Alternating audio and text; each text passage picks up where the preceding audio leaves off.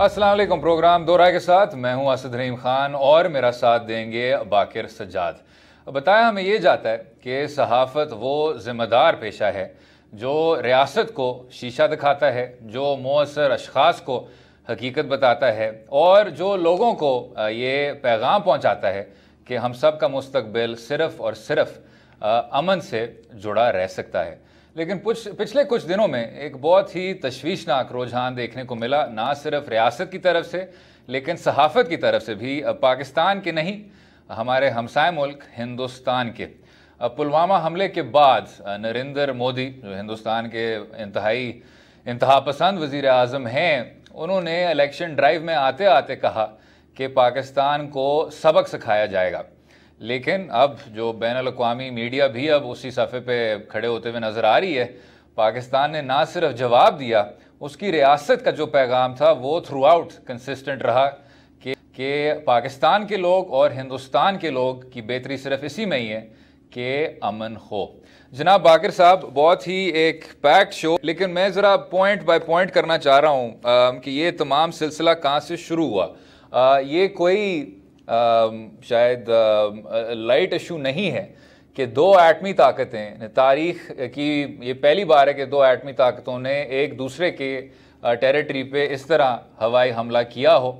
लेकिन अगर हम जेनेसिस इसका देखें, वो तमाम जो सिलसिला है वो शुरू हुआ था पुलवामा के हमले से, और फिर इससे आगे हम जाएंगे बालाकोट पे भी, और जो ये अभिनंदन के त्यारे को गिराया गया था। We'll discuss all of it.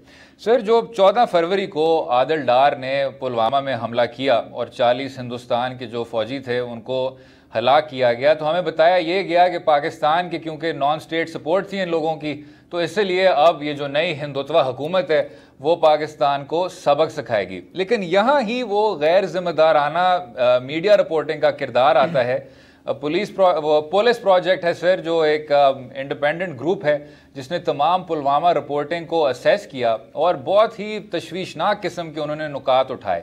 एक कि जो हिंदुस्तान की तमाम रिपोर्टिंग थी वो अनोनिमस ज़राए, उधर मेरे ख्याल से वो कहते हैं सूत्रों के मुताबिक, खैर उनके ज़राए के मुताबिक जो सारी कुव्वतें थीं वो एक दूसरे को कॉन्ट्रडिक्ट कर रही थी। एक तो ये, दूसरा जो RDX है, एक ऐसा एक्सप्लोसिव जो कई हमलों में इस्तेमाल हुआ है, उसके 350 किलोग्राम को स्मगल करना पाकिस्तान से कश्मीर वैली तक, और आपकी पुलिस, आपकी इंटेलिजेंस, आपके जो ये CRPF हैं, आपकी जो BSF है, इन तमाम कुव्वतों का ला इल्म भी होना, और आखिर में जनाब बाकिर साहब ये भी बात कि यही जो आदिल डार थे इनको इंडियन फोर्सेस ने पिकअप किया था 6 बार बिना किसी फॉर्मल गिरफ्तारी के। तो इन तमाम एलिमेंट्स को मिला के क्या आपको इतना जराना होना चाहिए कि जी रियासत पाकिस्तान को हम कसूरवार ठहराते हैं?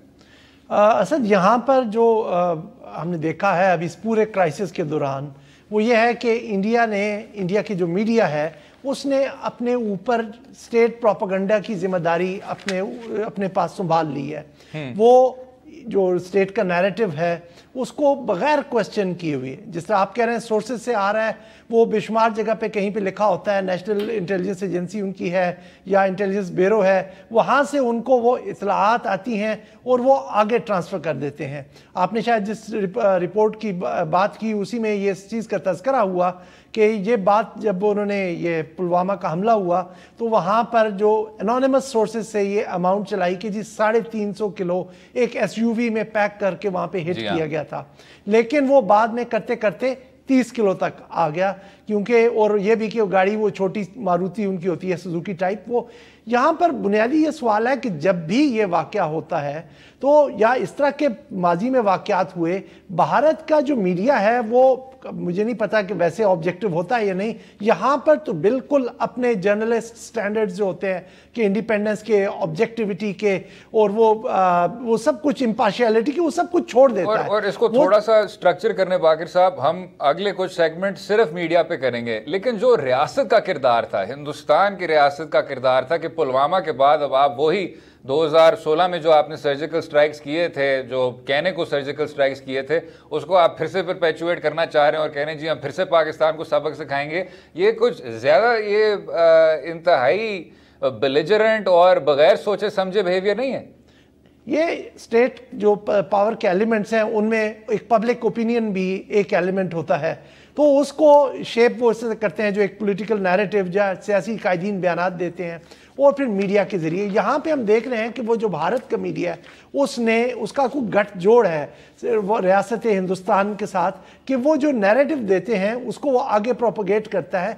भारत के इस वक्त जो सिचुएशन वहाँ पर है कि जैसे वो हमें बताया जाता है, बल्कि उनके क्या इलेक्शंस भी अब करीब है, तो और वहाँ पर जो बीजेपी की हुकूमत जो इस वक्त बरसर इक़्तिदार है उसको काफ़ी मसाइल है वहाँ पर। एक तो राफेल की जो डील है उसमें उनके ऊपर करप्शन के इल्ज़ाम लग रहे हैं, वहाँ माइनॉरिटीज़ को सप्रेस किया गया।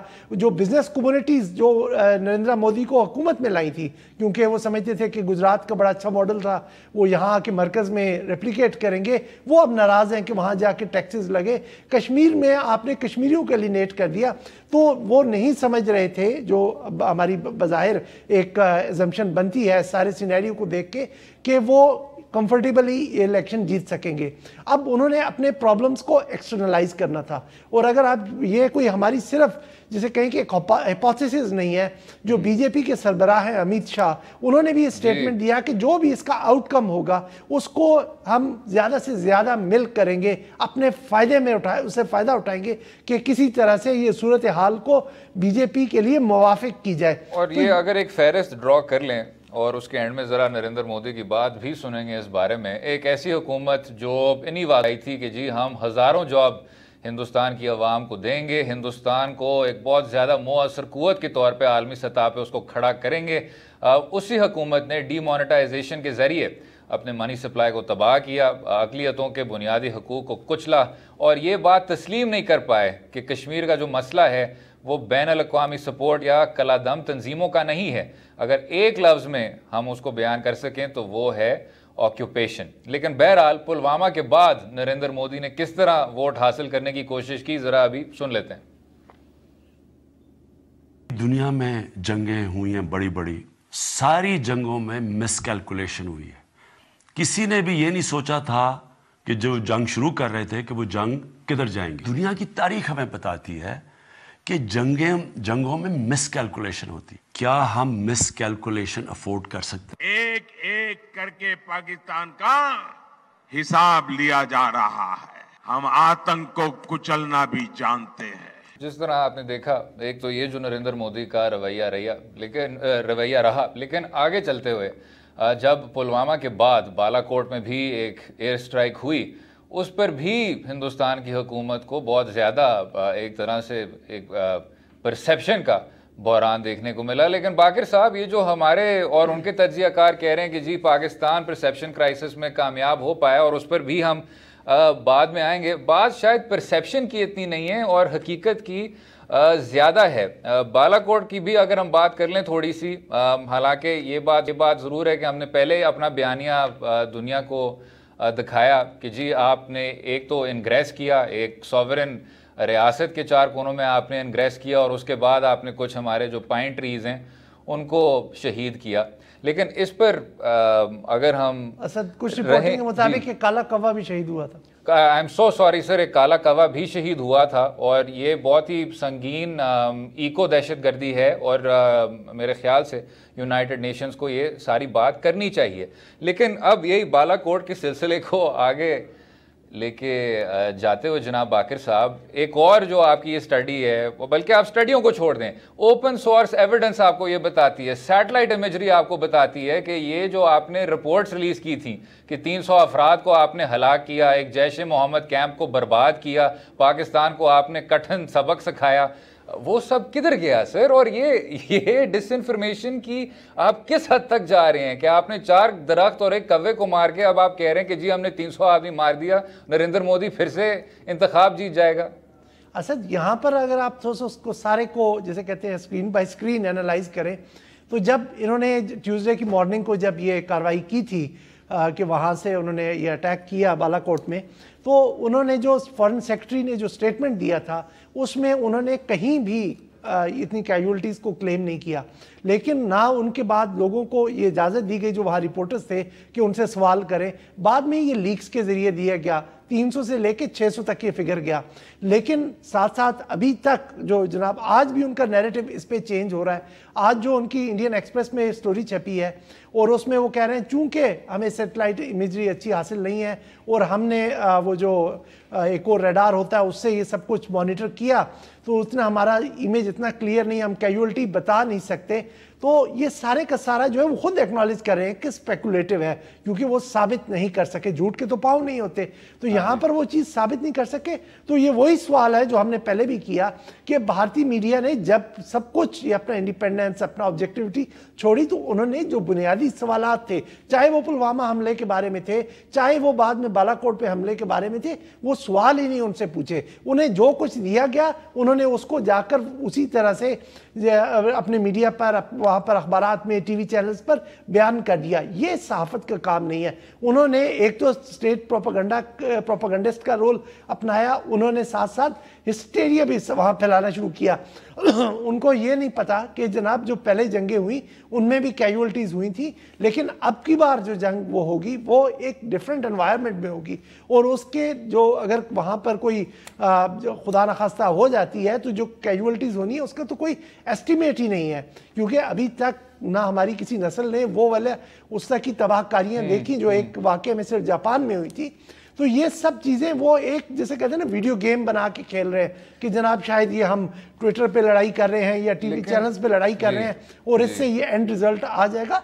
ये अगर पाकिस्तान और भारत के दरमियान जंग होती है तो इसका भारतीय मीडिया भी उतना ही जिम्मेदार होगा जितना मोदी की मिसकैलकुलेशन। लेकिन मैं वही बात दोहराऊंगा जनाब कि इसी वजह से आपको इंतहा पसंदों को मुंतखब नहीं करना चाहिए। जब 2014 में यही आदमी मुंतखब हो रहा था तो यहाँ पाकिस्तान में कॉलम नगार और तजियाकार बैठे थे जो कह रहे थे only a Nixon can go to China, यानी बीजेपी का जो सबसे ज्यादा अस्करियत पसंद और इंतहा पसंद आदमी है वो ही खिते में अमन ला सकेगा। ये थियरी इतनी ज़्यादा रिफ्यूज़ हो चुकी है, फेल हो चुकी है कि अब हमें इससे आगे बढ़ना चाहिए और मेरे ख्याल से हिंदुस्तान की जो इलेक्टोरेट है उनको भी इस आदमी को अब वोट आउट कर देना चाहिए। लेकिन खैर उस बात को भी असल जो आपने बात किया ना उसके वो एक थ्योरेटिकल सी बात है कि जो बंदा अपनी आवाम के में क्रेडिबिलिटी रखता हो और उसने दूसरे मुल्क के, ये एक थ्योरेटिकल मैं आपको प्रोपोजिशन बता रहा हूँ कि दूसरे मुल्क के हार्ड लाइन रखी हो,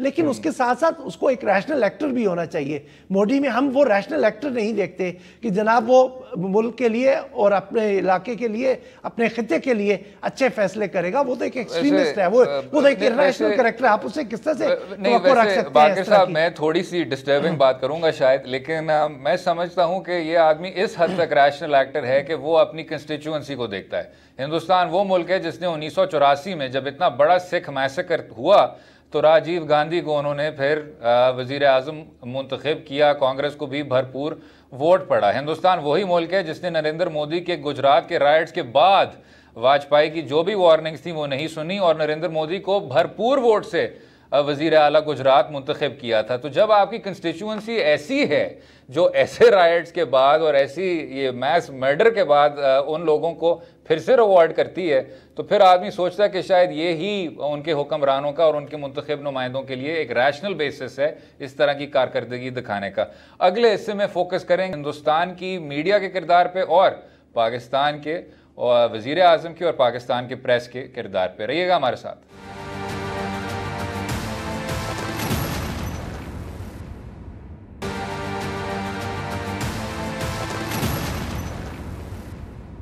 welcome back to Do Raay. बात कर रहे थे हिंदुस्तान की हुकूमत और हिंदुस्तान की मीडिया के इंतहाई गैर जिम्मेदाराना किरदार की और पुलवामा अटैक पे जितना ज़्यादा फेक न्यूज़ जनरेट हुआ और दो एटमी ताकतों को जंग के ब्रिंक तक लेके गया।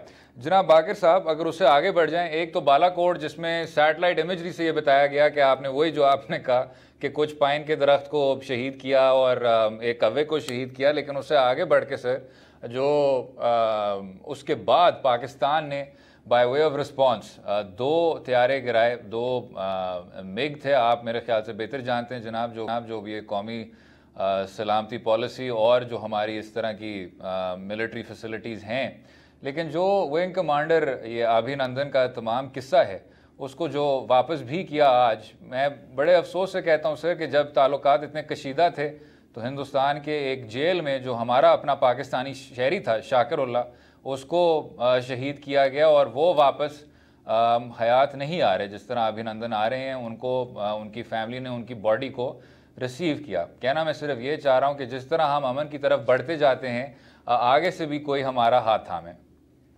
असद बिल्कुल, ये चीज़ जब तक रेसिप्रोकेट नहीं होती वो आगे मामला चल नहीं सकता।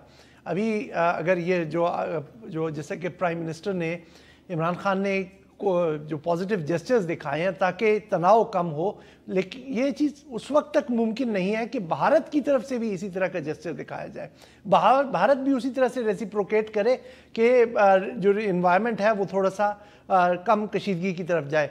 सिर्फ पाकिस्तान के करने से ये सब कुछ नहीं होगा। हमने उनका जो एक पायलट को रिलीज़ कर दिया, लेकिन कहा यह जाता है, एक्सपर्ट्स जो है जो इंडिया को बहुत ज़्यादा करीब से देखते हैं, वो ये कहते हैं कि जनाब इसको रिलीज़ करना इनकॉन्सिक्वेंशियल था, वो वहाँ के जो डिसीजन मेकिंग सिस्टम्स हैं उन पर असर ही नहीं करेगा। हमने अपनी तरफ से जेस्चर ज़रूर दिखाया, हम दुनिया के सामने एक पॉजिटिव परसेप्शन रखना चाहते हैं, वो इम्प्रूव करना चाहते हैं। इससे लगता है कि हम एक PR एक्सरसाइज में है, लेकिन उसका ऑब्जेक्टिव क्या होगा, वो अल्टीमेट ऑब्जेक्टिव वो ये है कि डी-एस्केलेशन, वो नहीं होगी। बात PR एक्सरसाइज नहीं, अगर आप इस तरह डी-एस्केलेशन नहीं करेंगे तो किस तरह करेंगे? PR को भी छोड़ दें आप, और आलमी सतह पे भी आप कोई अच्छा चेहरा दिखाना चाह रहे हैं उसको भी छोड़ दें। अगर एक ऐसी कुव्वत है जो हमने अभी डिस्कस किया है कि इंतहा पसंद आदमी उधर बाइख्तियार है और वो बार बार कह रहा है कि जी हम हर तरह से जंग इन लोगों पे मुसल्लत करेंगे, उनकी जो मीडिया है वो बार बार कह रही है कि जी टीच पाक अ लेसन, उसके हैशटैग्स बन रहे हैं, तो अगर पाकिस्तान ने बहुत देर बाद इस तरह एक जिम्मेदार कदम लिया और कहा कि जी हम सिर्फ अमन चाहते हैं, हम इस आदमी को अगले दिन छोड़ देंगे, तो मेरे ख्याल से सर वो एक तामीरी कदम है, वो PR एक्सरसाइज नहीं है। और उस तामीरी कदम के बावजूद आप अभी सुन लें नरेंद्र मोदी का क्या कहना था पायलट प्रोजेक्ट का उन्होंने दिया था, वो जरा सुन लेते हैं। पायलट प्रोजेक्ट होने के बाद स्केलेबल किया जाता है, तो अभी एक पायलट प्रोजेक्ट हो गया, अभी रियल करना है, पहले तो प्रैक्टिस थी। तो आप मुझे ये बताएं जनाब, PR एक्सरसाइज से हट के वो कौन से स्ट्रक्चरल इकदाम हैं जो पाकिस्तान ले सकता है कि आप LOC पे शेलिंग छोड़ देंगे? वो कौन से इकदाम पाकिस्तान ले सकता है कि आप अपनी कश्मीर पॉलिसी में तब्दीली लाएंगे? वो पाकिस्तान क्या कुछ कर सकता है सर? असद मेरा इससे आपका काउंटर आर्गुमेंट ये होगा कि हमने ये सब कदम लिए, उसका ऑब्जेक्टिव क्या था? उसका ऑब्जेक्टिव था कि डी-एस्केलेट हो, सूरत हाल जो है वहाँ पर उसमें कशीदगी की कमी आए। हमारा मकसद था कि इंटरनेशनल जो परसेप्शंस हैं वो करेक्ट हों, कि वो जो पाकिस्तान के एक दिखाया जाता है कि एक मुल्क है जो शायद पूरे इलाके को डिस्टेबलाइज कर रहा है, वो करेक्ट हो। वो अपने कि पाकिस्तान के बारे में जो एक नेगेटिव ओपिनियन बना हुआ है बैनुल अक़वामी सतह पर, वो ठीक हो। मुझे आप बताएं कि कौन सा एक ऑब्जेक्टिव अचीव हुआ? क्या डी-एस्केलेशन हुई? क्या आपने अमेरिका का स्टेटमेंट पढ़ा? क्या आपने जापान का स्टेटमेंट पढ़ा? क्या आपने जर्मनी का स्टेटमेंट पढ़ा? उसमें क्या लिखा हुआ था? उसमें सिर्फ ये लिखा हुआ था कि आप रेस्ट्रेंट एक्सरसाइज करें और पाकिस्तान को चाहिए कि मिलिटेंसी के मसले को जल्द अज जल्द हल करें। हमें ये देखना चाहिए यहाँ पर कि ये पूरे इस जो सिनेरियो में जो एक विक्टिम है जिसका कोई भी तस्करा नहीं कर रहा, वो ये कि हमने कश्मीर की मूवमेंट को एक मिलिटेंसी के साथ लिंक करके या एक्सट्रीमिज्म या टेररिज्म के साथ वहां पर उसके इक्वलाइज करके अच्छा, नहीं, इस पे भी आप आ जाएं जनाब, इस पे भी आप आ जाएं जनाब। ये पाकिस्तान ने कब मिलिटेंसी के साथ इक्वेट किया है? आदिल डार जो 19 साल, मैं समझ गया कि बाकी तमाम कुव्वतें कर रही हैं। आदिल डार जो जंग की हालत में पैदा हुआ, he was born in war, उधर ही बड़ा हुआ, 2016 में वो टॉर्चर हुआ, उसने इस तरह का हमला किया। कोई इस तरह की तंजीम नहीं है जिसने पाकिस्तान की सरजमीन से जिम्मेदारी कबूल की हो, लेकिन हिंदुस्तान का जो बयानिया है उसको हम डाइजेस्ट करके कह रहे हैं कि जी बिल्कुल जैश नहीं किया। जैश उधर वाली भी मुख्तलिफ है और जो मकबूजा है कश्मीर के 4 हदूद में ऑपरेट करती है वो भी मुख्तलिफ है। जब उस तरह की एहसास महरूमियत होगी तो कोई एक्सटर्नल फोर्स है आपका जो पलड़ा है वो भारी नहीं हो पाएगा। उधर डोमेस्टिक इंसर्जेंसी है जनाब बाकिर साहब, और जिधर तक अमेरिका और जर्मनी और इन बाकी रियासतों का ताल्लुक है, आपके जिस तरह इंटरेस्ट डाइवर्ज होते जाएंगे अमेरिका से, तो वो इसी तरह बात करता रहेगा। जिस सेकंड आपने वो तैयारी गिराए उसी सेकंड अमेरिका आ गया मीडिएट करने। क्यों? उससे पहले तो कह रहा था उससे पहले तो कह रहा था कि जी इंडिया को सेल्फ डिफेंस का हक है, लेकिन बाद में मीडिएशन की तरफ आ गया।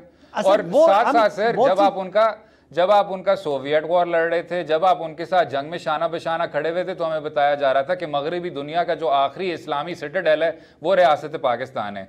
तो अमेरिका जो कुछ कह रहा है और उसका जो बयानिया है वो आपसे मुख्तलिफ होगा, क्योंकि आपके जो स्ट्रेटेजिक इंटरेस्ट हैं वो बहुत ज़्यादा मुख्तलिफ हैं। खैर, कहना मैं ये चाह रहा हूँ जनाब, आपने जो बात की बिल्कुल दुरुस्त की। मुझे ये बताएं कि पाकिस्तान क्या कर सकता है, ताकि उससे What can Pakistan do? नहीं, पाकिस्तान ने मुझे यह बताएं कि इस पूरे क्राइसिस के दौरान कितनी दफा असर्ट किया कि कश्मीरी जो हैं उनका ये राइट है कि वो जो वहाँ ऑक्यूपेशन फोर्सेस हैं उनके साथ जाके उनके साथ फाइट करिए, इंटरनेशनल लॉ में अलाउड है। पाकिस्तान यहाँ पे एक डिफेंसिव पोजीशन में चला गया कि हमारा मिलिटेंसी से कोई ताल्लुक नहीं। आप सारा नैरेटिव उठा के देख लें, पाकिस्तान ने बताएं कब अक़वाम मुत्तहिदा में लॉबिंग की कि अक़वाम मुत्तहिदा की जो सिक्योरिटी काउंसिल है वो चैप्टर 7 को इन्वोक करे। भारत जो है रीजनल पीस को खतरे में डाल रहा है, आर्टिकल 41 और 42 को इस्तेमाल करे। पाकिस्तान की यहाँ पर डिप्लोमेसी की उस तरह से हमने देखा कि ज्यादा प्रोएक्टिव जो अप्रोच नहीं थी, हम एक डिफेंस पे चले गए। पिछले 5-10 साल से वो लॉबिंग कर रही है, और जिस वक्त आपकी लॉबिंग या लॉबिंग को छोड़ें, जिस वक्त आपका अपना बयानिया ज्यादा भारी समझा जाता है, मेरे ख्याल से उसको रिकग्नाइज करना चाहिए। देर बाद पाकिस्तान की इस तरह की जीत हुई है डिप्लोमेटिक फ्रंट पे भी और आलमी सतह पे भी। वो जो लोग जो बार बार इस मिलिटेंट वाली चीज को रिसाइकिल कर रहे हैं, उनको ये बात भी समझनी चाहिए कि जब आप बालाकोट का स्ट्राइक करेंगे पुलवामा के बाद, तो वो इस मामले को इंटरनेशनलाइज करता है। पाकिस्तान का जो ये एलेज ताल्लुक है नॉन स्टेट एक्टर्स के साथ, वो नहीं। तो अगर आप इस चीज को इंटरनेशनलाइज नहीं करना चाह रहे थे, हिंदुस्तान ने वाकई में अपने पांव पे कुल्हाड़ा मारा। खैर, अगले हिस्से में यही गुफ्तगू जारी रहेगी। स्टे विद अस।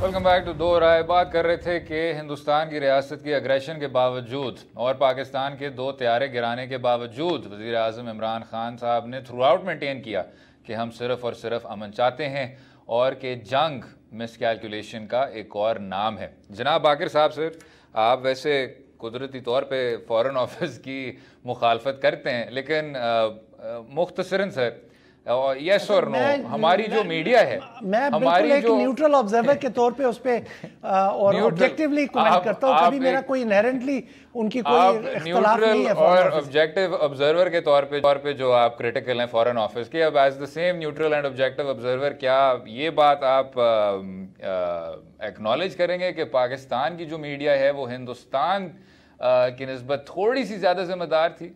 नहीं, असल मैं यहाँ पे भी आपसे इख्तलाफ करूंगा।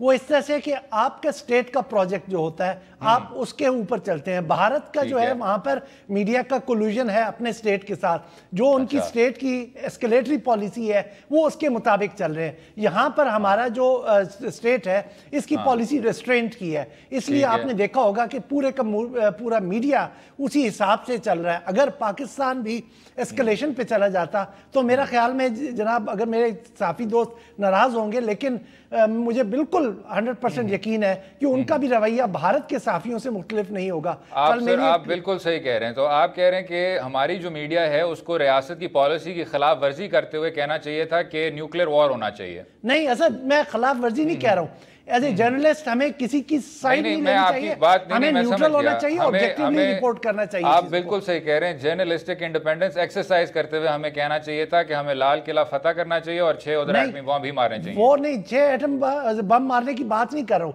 तमाम जो होते हैं, जिससे फिर मैं रैशनैलिटी की तरफ आऊंगा कि रैशनल रहते हुए भी आप अपनी इंडिपेंडेंस को, ऑब्जेक्टिविटी को एक्सरसाइज कर सकते हैं। तो आप इधर अपनी इंडिपेंडेंस और ऑब्जेक्टिविटी इधर एक्सरसाइज करते हुए इमरान खान के अमन के पैगाम से हट के क्या कहना चाहेंगे? नहीं, वो मैं कह रहा हूँ ना कि इनका पॉलिसी अच्छी थी, रेस्ट्रेंट की थी, इसलिए हम इनके साथ हम आवाज है। As an independent and objective observer आप कह रहे हैं ना कि अमन होना चाहिए। जी बिल्कुल होना चाहिए, अमन होना चाहिए। लेकिन मैं कह रहा हूँ एक वो सिनेरियो कि जहां पर हमारे स्टेट की एस्केलेटरी पॉलिसी होती, तो यहाँ पर भी हमारे जो मीडिया है, मासिवाइज चंद एक्सेप्शंस के, उन्होंने स्टेट के साथ कदम मिलाकर चलना चाहिए। लग रहा है सर, मुझे ये बात बहुत मुश्किल लगती है कि हमारी मीडिया, जिसने कई बार एस्टैब्लिशमेंट को टेक ऑन किया है और जो कई बार सड़कों पे भी आई है और जिसने कई कुर्बानियां दी हैं 80 की दहाई में भी, और एक्सेप्शन जरूर है, लेकिन यहाँ पर जहाँ पर स्टेट की जो फॉरेन पॉलिसी आती है और मिलिट्री पॉलिसी आती है, वहां पर वो अपना वो नहीं उसको करते हम। अच्छा चलें सर, अब आगे बढ़ते हुए क्योंकि बाकर साहब ने भी ये बहुत अच्छी और बेजा बात की कि यहाँ भी हमारी जो मीडिया है वो भी स्टेट पॉलिसी के मुताबिक जारी है। अगर आपको 2016 के बाकर साहब याद होगा, 2016 में जो सर्जिकल स्ट्राइक्स थी उसमें कोई ख़ास पाइन ट्रीज़ और कव्वों की तो बात नहीं हुई। हमें बताया नहीं गया कि उधर एग्जैक्ट कितनी कैजुअल्टीज़ थी। हिंदुस्तान ने ना तब बताया ना इस बार बताया, लेकिन उनको एक रिकॉर्डिंग मिली थी वहाँ के सर्जिकल स्ट्राइक्स के वक्त कि पाकिस्तानी अफसरान क्या कुछ कह रहे थे एक दूसरे को। वो ज़रा सुन लेते हैं क्योंकि मैं समझता हूँ कि ये हमारे एंड पे बहुत बड़ा इंटेलिजेंस फेलियर था। सुन लेते हैं। पाकिस्तानी एडमिनिस्ट्रेशन का कोई एक ऑफिसर है वो वहाँ पे बात कर रहा है और उससे मांग कर रहे हैं जो आतंकी वहाँ पे थी कि जल्द वहाँ पे एम्बुलेंस या गाड़ियां भेजी जाएं। बहुत सारी चीजें इस कॉन्वर्सेशन से साफ हो रही है। एक बार फिर सुनिए कि इस कॉन्वर्सेशन में ये दो आतंकी क्या बात कर रहे हैं। Hello hello hello. और बोलता कोई क्यों नहीं? हेलो कौन है? तुसी कौन? कौन बोल रहा है? काका सब खैरियत? तुसी ठीक हो? तुसी कौन? अल्लाह खैर करे। शेरा बोल रहा हूँ। गाजी कितने है? कुछ हुआ उधर? कोई फायरिंग शायरिंग? जनाब बहुत फायरिंग हुई, गाजी को लग गई है। फायरिंग बहुत है जनाब, ग्रेनेड भी बहुत फटे। रेडियो सेट क्यों बंद है? बाकी कितने हैं? तेरा की नाम काका सब खैरियत है? गाजी नाल बात कर रहा थे। जनाब काफी तबाही है जनाब, पता ही नहीं लगा। फायरिंग बहुत हुई जनाब, उनको लग गई है, रेडियो सेट टूट गया।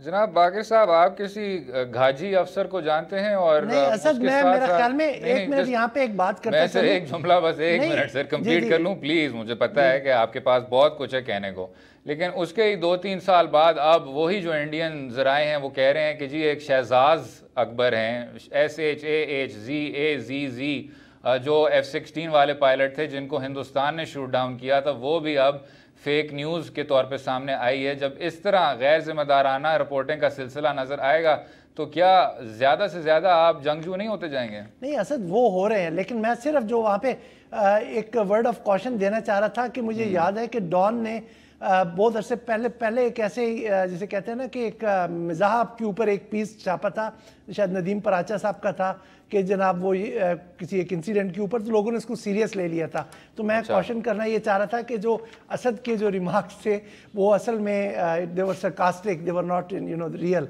तो वो ये ना हो कि आपके रिमार्क्स को कोई असल में लेना शुरू कर दे। मैं ये थोड़ा सा मैं क्वेश्चन यहाँ पे देना चाह रहा था, वरना इसकी जो पूरी आप जो सुनी है आपने कन्वर्सेशन, ये कोई मुझे तो किसी ड्रामा या किसी फिल्म का शूटिंग लगती है कि उन्होंने करके उसके ऊपर चला दिया। मसला ये है कि वहाँ पर भारत का मीडिया, जैसे मैं कह रहा हूँ ना कि स्टेट का प्रोपेगेंडिस्ट का रोल उसने पकड़ लिया है, तो वो क्वेश्चन अब नहीं कर रहा। उसको जो चीज़ दी जाती है वो आंखें बंद करके आगे चला रहा है, जिसकी वजह से हालात ज़्यादा कशीदा होते जा रहे हैं। चलें जनाब, इसी गुफ्तगू को भी लेके चलेंगे, रहिएगा हमारे साथ।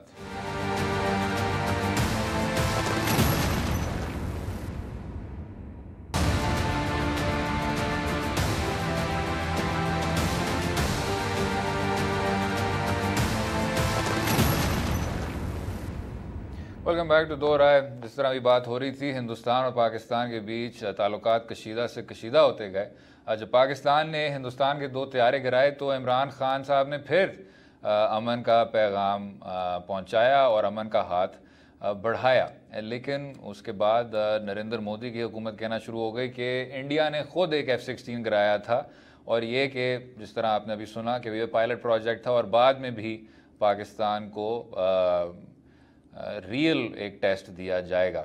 जनाब बाकर साहब, अगर हम सर बस एक आखिरी 1-2 ज़राए के थ्रू रन थ्रू कर लें, जो कि इंडिया ने कहा कि जी ये सबूत है कि हमने उनका एक F-16 गिराया, ताकि हम यहाँ ही उस फेक न्यूज़ का सिलसिला ख़त्म करें। एक तो जो उन्होंने F-16 के बारे में चलाया था, और फिर उसके बाद हम एक एक्सपर्ट की भी बात करेंगे, ज़रा देख लेते। विमान F-16 पर पाकिस्तान के झूठ की पोल खोलने के लिए कुछ तस्वीरें ही काफी हैं। पाकिस्तान के उस F-16 लड़ाकू विमान के मलबे की तस्वीरें सामने आई हैं। ये सर एक निस्वार का ब्रांड है, उसकी बहुत उम्दा मेरे ख्याल से एडवर्टाइजिंग हो गई, और साथ में जो उनके एक एविएशन एक्सपर्ट थे उनके साथ भी एक गौचा मोमेंट हुआ, वो भी ज़रा सुन लेते हैं, और फिर आई प्रॉमिस इस बात को कंक्लूड करेंगे, वो सुन लेते हैं। This is the wreckage of the Pakistani F-16, and how the Indian Air Force knows this is an F-16 is because if you see this part, and Abhijit can explain it to us, it's the exact same part coming straight out of an F-16 fighter aircraft. This is what Pakistan is trying to lie about, and that second lie also caught and exposed, Abhijit. So I don't think that's entirely accurate. That part is actually a MiG-21 part because the engine that's being shown out there is a GE F-100. The Pakistanis use the Pratt & Whitney. So the Pratt & Whitney actually has a diamond pattern, so it can't either be the engine cowling there, nor can it be the ribs that hold the engine, because the F-16's interior looks very different to that.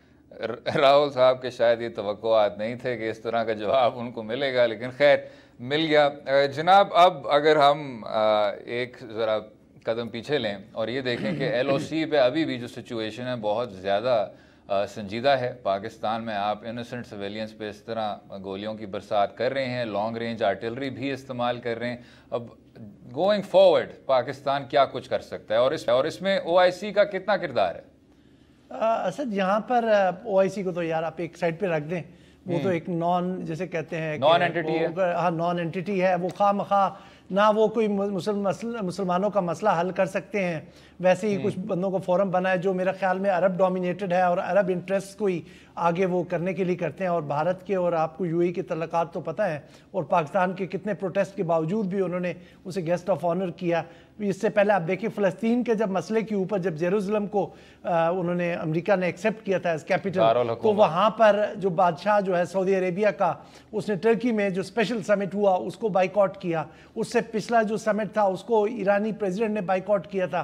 तो ये इनको कौन serious लेता है, ये खामखा की चीज़ है। लेकिन जहाँ तक पाकिस्तान का जो मसला है, वो पाकिस्तान को फ़ौरन से पहले चाहिए कि अपने दोस्त ममालिक ख़ास करके चीन के ज़रिए जो UN की सिक्योरिटी काउंसिल है उसमें इस चीज़ को एजिटेट करना चाहिए कि इलाके की जो या खित्ते की सलामती है उसको ख़तरा है भारतीय एक्शंस के साथ, और इस चीज़ को रीएम्फसाइज करते रहना चाहिए वहाँ पर।